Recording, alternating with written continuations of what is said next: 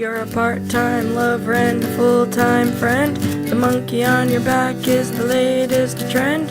I don't see what anyone... So Anyone Else But You is the most popular song that I've ever written in my life. And I wrote it with Kimya Dawson, who was my Moldy Peaches partner. We wrote it a really long time ago. Like we wrote it over 20 years ago. So it's hard to remember everything. I have one memory, and this is going to be such an obscure reference for everyone, but there is a Skip Spence song, and it's literally like an outtake from his record, his only record, Or.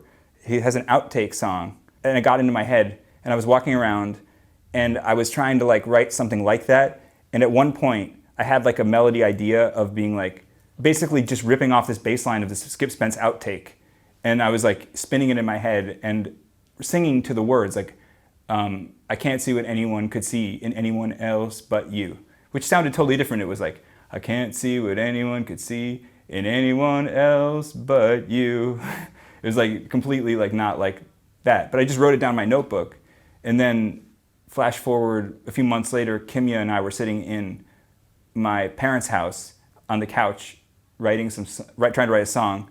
And I was playing some chords, totally different chords. And I showed her that lyric and she sang it in this new melody that sounded like way better.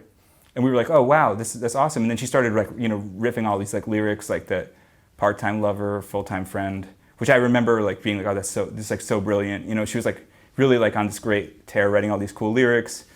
And we always thought it was funny to do those like do parts because we were like, oh, this is just ridiculous because we just don't like have a chorus idea, so we're just gonna sing do like. But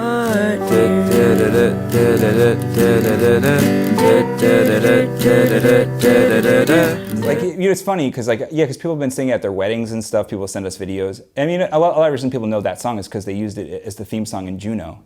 And it's funny. It's like I think it's in a way it's like kind of a platonic love song. It's you know what I mean. It's like a song about like friendship and like spiritual love between people, and that's like.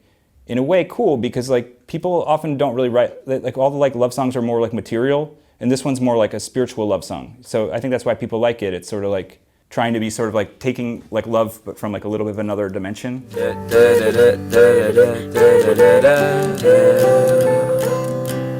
But